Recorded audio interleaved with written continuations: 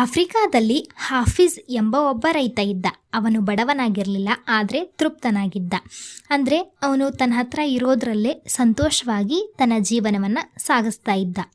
ಒಂದಿನ ಏನಾಗುತ್ತೆ, ಒಬ್ಬ ಜ್ಞಾನಿಯಾದಂತಹ ವ್ಯಕ್ತಿ ಅವನ ಹತ್ತಿರ ಬಂದು ವಜ್ರಗಳ ಶಕ್ತಿ ಮತ್ತು ಮೌಲ್ಯ, ಅಂದರೆ ಅದು ಎಷ್ಟು ಬೆಲೆ ಬಾಳುತ್ತೆ ಅನ್ನೋದ್ರ ಬಗ್ಗೆ ಹೇಳ್ದ. ನಿನ್ನ ಹೆಬ್ಬಟ್ಟು ಗಾತ್ರದ ವಜ್ರ ಇದ್ದರೆ ನೀನು ಈಗ ಇರ್ತಕ್ಕಂತಹ ನಿನ್ನ ಊರು ಅಥವಾ ಸಿಟಿನೇ ಕೊಂಡ್ಕೊಳ್ಬಹುದು. ಹಾಗೆ ನಿನ್ನ ಹತ್ರ ನಿನ್ನ ಅಂಗೈ ಮುಷ್ಟಿಯಷ್ಟು ವಜ್ರ ಇದ್ದರೆ ನೀನು ಇಡೀ ದೇಶವನ್ನೇ ಕೊಂಡ್ಕೊಳ್ಬಹುದು, ನಿನ್ನದಾಗಿಸ್ಕೊಳ್ಬಹುದು ಅಂತ ಹೇಳ್ದ. ಹಾಗೆ ಹೇಳಿ ಅವನು ಅಲ್ಲಿಂದ ಹೊರಟು ಹೋಗ್ಬಿಡ್ತಾನೆ. ಇದನ್ನು ಕೇಳಿದ ಮೇಲೆ ಹಾಫೀಜ್ನ ಮನಸ್ಸಿಗೆ ಶಾಂತಿನೇ ಇಲ್ಲ. ಆಗ ಅವನು ಅತೃಪ್ತನಾಗ್ತಾನೆ. ಅಂದರೆ ಅವನು ಈಗ ಇರ್ತಕ್ಕಂತಹ ಜೀವನ ಅವನಿಗೆ ಸಾಕಾಗೋಲ್ಲ. ನಂತರ ಮರುದಿನ ಹಾಫೀಜ್ ತನ್ನ ಜಮೀನು ಅಂದರೆ ಹೊಲವನ್ನು ಮಾರಿಬಿಟ್ಟು ವಜ್ರ ಹುಡುಕೋದಕ್ಕೆ ಹೊರಡ್ತಾನೆ. ಅವನು ಆಫ್ರಿಕಾ ತುಂಬ ಹುಡುಕ್ತಾನೆ, ಯುರೋಪ್ಗೂ ಸಹ ಹೋಗಿ ಅಲ್ಲೂ ಹುಡುಕ್ತಾನೆ. ಆದರೆ ಅವನಿಗೆ ಒಂದೇ ಒಂದು ವಜ್ರನೂ ಸಿಗೋದಿಲ್ಲ. ಹಣ, ಶಕ್ತಿ, ಮನಸ್ಸಿನ ನೆಮ್ಮದಿ ಎಲ್ಲವನ್ನೂ ಕಳೆದುಕೊಂಡು ಅತೀ ನಿರಾಶನಾಗಿ ತನ್ನ ಮೇಲೆ ತನಗೆ ಜಿಗುಪ್ಸೆ ಹುಟ್ಟಿ ಅವನು ಬರ್ಸಿಲೋನಾ ಎನ್ನೋ ಒಂದು ನದಿಗೆ ಹಾರಿ ತನ್ನ ಜೀವನವನ್ನು ಮುಗಿಸ್ತಾನೆ. ಆದರೆ ಆಶ್ಚರ್ಯಕರ ಸಂಗತಿ ಏನಂದರೆ, ಯಾವ ವ್ಯಕ್ತಿ ಹಾಫೀಜ್ನಿಂದ ಹೊಲವನ್ನು ಖರೀದಿಸಿರ್ತಾರನಲ್ಲ, ಅವನು ಒಂದು ದಿನ ನೀರಿನ ಹರಿವಿ ಇರುತ್ತಲ್ಲ ಅದರ ಬಳಿ ಕುಳಿತುಕೊಂಡು ಒಂದು ಕಲ್ಲನ್ನು ನೋಡ್ತಿರ್ತಾನೆ. ಅದು ಸೂರ್ಯನ ಬೆಳಕಿನಿಂದ ಮಿಂಚುತ್ತಾ ಅಂದರೆ ಮಿನುಗ್ತಾ ಇರುತ್ತದೆ. ಅವನು ಏನು ಅನ್ಕೋತಾನೆ ಅಂದರೆ, ಈ ಕಲ್ಲನ್ನು ನಮ್ಮ ಮನೆಯಲ್ಲಿ ಇಟ್ಟರೆ ಮನೆ ಇನ್ನೂ ಸುಂದರವಾಗಿ ಕಾಣುತ್ತೆ ಅಂತ ಅದನ್ನು ತಗೊಂಡು ಹೋಗಿ ಅವ್ರ ಮನೆಯಲ್ಲಿ ಇಡ್ತಾನೆ. ಆ ದಿನ ಅಚಾನಕ್ಕಾಗಿ ಆ ಜ್ಞಾನಿಯಾದಂತಹ ವ್ಯಕ್ತಿ ಅದನ್ನು ನೋಡಿ ಅವನು ಹಫೀಜ್ ವಾಪಸ್ ಬಂದ ಅಂತ ಕೇಳ್ತಾನೆ. ಅದಕ್ಕೆ ಆ ಜಮೀನನ್ನು ಖರೀದಿಸಿದವನು, ಇಲ್ಲ, ಆದರೆ ಯಾಕೆ ನೀವು ಆ ರೀತಿ ಕೇಳಿದ್ರಿ ಅಂತ ಕೇಳ್ತಾನೆ. ಯಾಕಂದರೆ ಅದು ವಜ್ರ, ನಾನು ಅದನ್ನು ರೆಕಗ್ನೈಸ್ ಮಾಡಿದ್ದೆ, ನಾನು ಯಾವಾಗ ಅದನ್ನು ನೋಡಿದ್ದೆ ಅಲ್ಲ ಅದನ್ನು ನಾನು ರೆಕಗ್ನೈಸ್ ಮಾಡಿದ್ದೆ ಅಂತ ಹೇಳ್ತಾನೆ.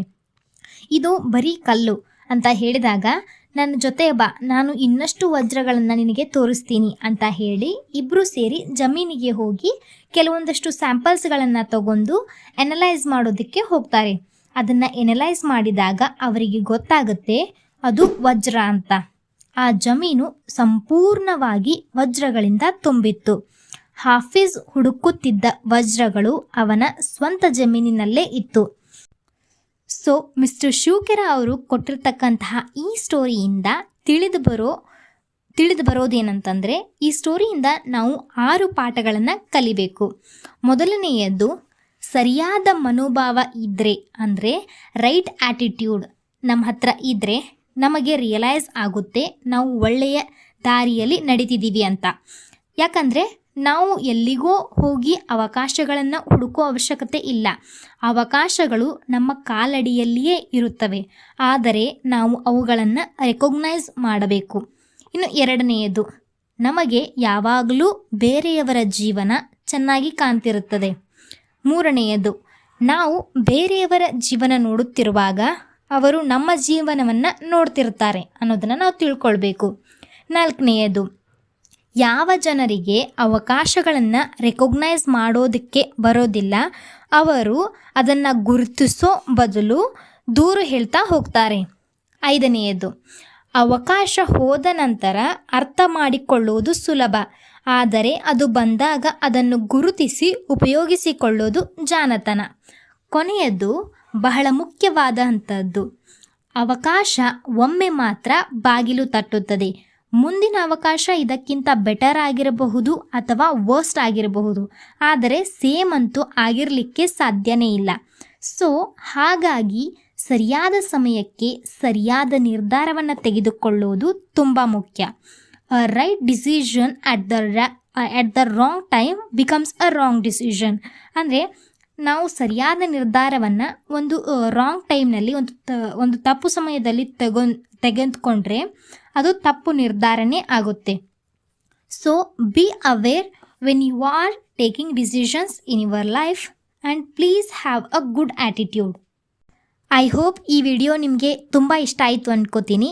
ನಿಮಗೆ ಹಾಫೀಸ್ ಎಂಬ ರೈತನ ಕತೆ ಕೇಳಿ ಏನು ಅನ್ನಿಸ್ತು ಅನ್ನೋದನ್ನು ಕಮೆಂಟ್ನಲ್ಲಿ ತಿಳಿಸಿ. ಸ್ಟೋರಿ ಇಷ್ಟ ಆಗಿದ್ದರೆ ಲೈಕ್ ಮಾಡಿ, ನಿಮ್ಮ ಫ್ರೆಂಡ್ಸ್ಗಳಿಗೂ ಶೇರ್ ಮಾಡಿ. ಪ್ಲೀಸ್ ಚಾನಲ್ಗೆ ಸಬ್ಸ್ಕ್ರೈಬ್ ಮಾಡಿ. ಇನ್ನೂ ಈ ರೀತಿ ಹೊಸ ಹೊಸ ಇಂಟ್ರೆಸ್ಟಿಂಗ್ ಹೊಸ ಅನ್ನೋದಕ್ಕಿಂತ ಈ ಯು ಕ್ಯಾನ್ ವಿನ್ ಬುಕ್ನಲ್ಲಿರ್ತಕ್ಕಂತಹ ಕಂಟೆಂಟ್, ವಿಷಯ, ಸ್ಟೋರೀಸ್ಗಳನ್ನು ನೀವು ತಿಳ್ಕೊಳ್ಬಹುದು. ಅದರ ಮೊದಲ ನೋಟಿಫಿಕೇಷನ್ ನಿಮಗೆ ಸಿಗುತ್ತೆ. ಸೊ ಇದಾಗಿತ್ತು third story of importance of attitude chapter. And ಇದು ಯಾವ ಬುಕ್ ಅಂತ ನೀವೇ ಕಮೆಂಟ್ ಮಾಡಿ. ಆ್ಯಂಡ್ ಆ್ಯಸ್ ಯೂಶ್ವಲ್ ನಿಮ್ಗೆ ಗೊತ್ತಿರುವಂತಹ ನಾನು ಈಗ ಬುಕ್ ಸಮರಿ ಮಾಡ್ತಿರ್ತಕ್ಕಂತಹ book. Thank you. Have a nice day.